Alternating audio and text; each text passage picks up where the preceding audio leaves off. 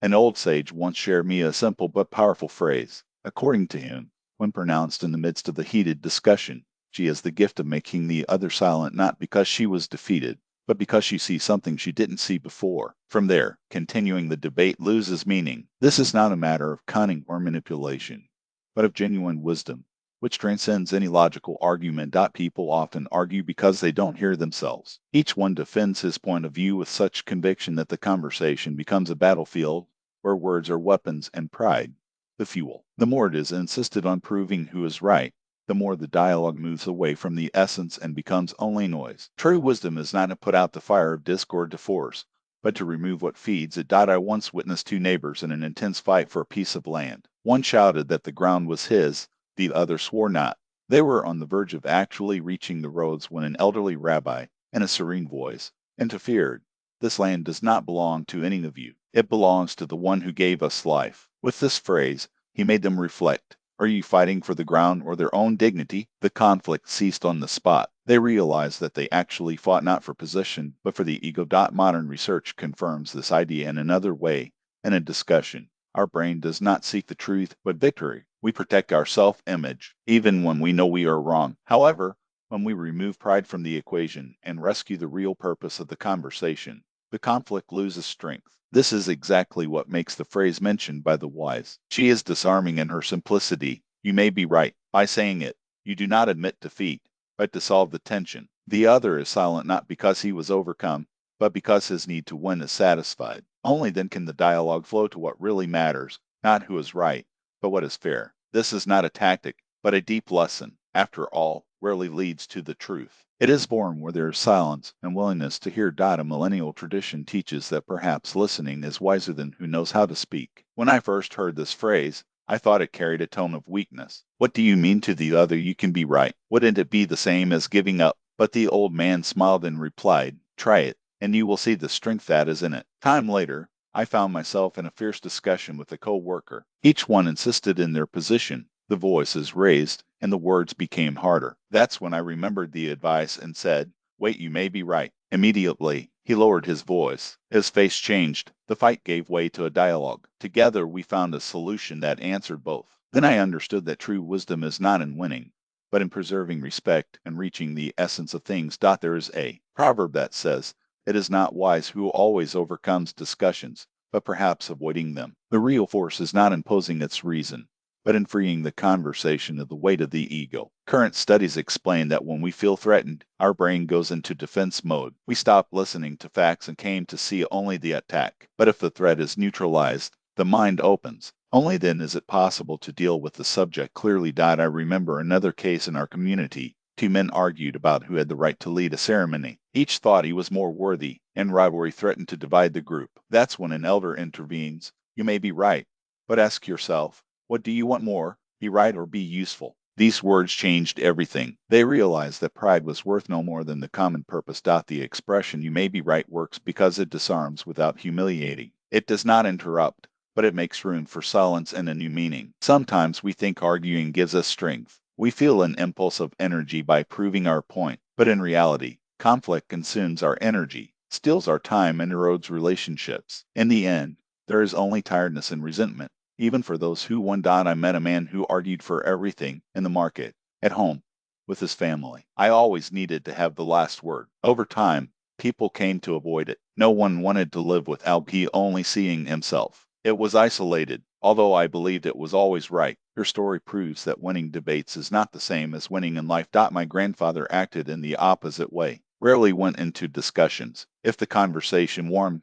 he would say, you may be right. So it was respected. They knew they could talk to him. They would be heard. And the most curious, his words, said without imposition, were the ones that echoed the most as truth, not because he forced it, but because he convinced it by serenity. Modern psychologists claim that knowing how to interrupt a conflict is a sign of emotional maturity. It is the ability to control your reactions and see beyond the moment. Those who dominate this ability always win in the long run because they build confidence, and trust brings more benefits than any victory in a discussion. There is another secret in the sentence. It is not a surrender, but an invitation to the dialogue. When you pronounce it, the other feels heard, and only then are you willing to listen to you. It's like opening a window in a stuffy environment. Air circulates, and the conversation flows more lightly. And ancient wisdom teaches that kind words soften to the hardest hearts. This is what makes this phrase so powerful. It is not about weakness, but about closing the door to the dead end alley and opening another for understanding. One rabbi once said, "Ford Elza is not to shut up, but to give him room to speak and preserve peace." These words were recorded in me because they explain the purpose of the sentence. You may be right. In our community, two brothers fought for an inheritance. Both stubbornness, each felt injured. The conflict threatened to destroy the family. That's when an older uncle intervened. You may be right, but think, if you win, what will you remain, a brother or an enemy? These words erased the flame of discord. In the following silence, they found a deal. Contemporary psychologists claim that discussions almost never lead to consensus. On the contrary, divisions deepen. People distance themselves, reinforce their positions, and stop hearing. But when tension is relieved, space for a real dialogue arises. Therefore,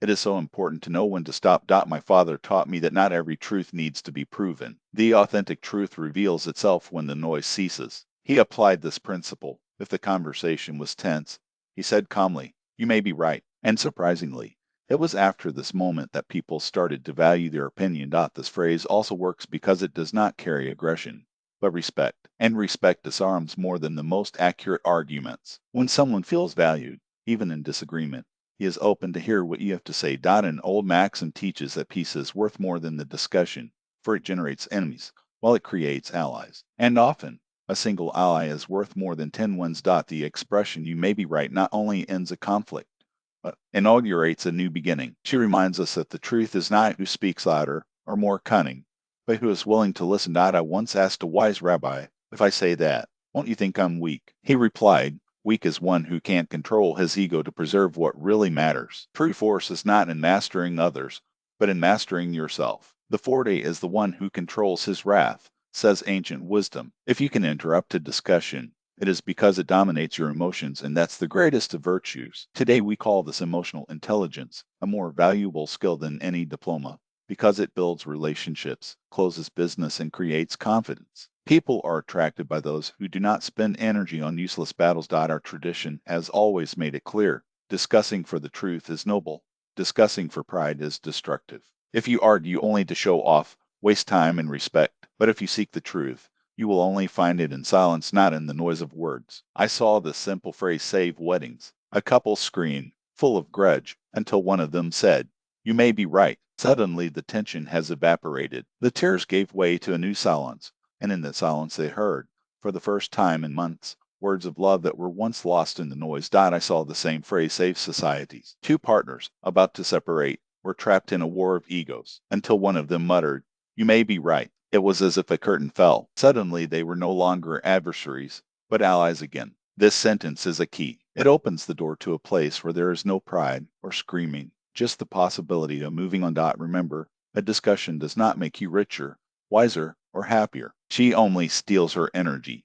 Already this phrase, "you may be right," gives you the power, because you stop fighting for the ego and start building something real. This does not mean accepting lies. It means choosing peace above vanity. You keep the right to think differently, but it removes the poison from the conflict. And right now, the other person is no longer an opponent. It becomes an interlocutor with whom it is possible to seek solutions. After all, what value do you have to prove that it is right if, with that, do you lose the respect of those who love? What victory is to gain a discussion and lose harmony at home? True wisdom looks beyond today. It is not fixed on who is right now, but what will remain tomorrow. What can you do now? 1. Reflect. Think of the last discussion you had. What did she really bring you to? Try it. The next time you feel the tension rise, say, "You may be right," where you would have insisted on the conflict before. 3. Note how the environment changes when the resistance disappears. 4. Listen more. The art of silence is as powerful as to speaking. 5. Choose. Always prefer peace to pride.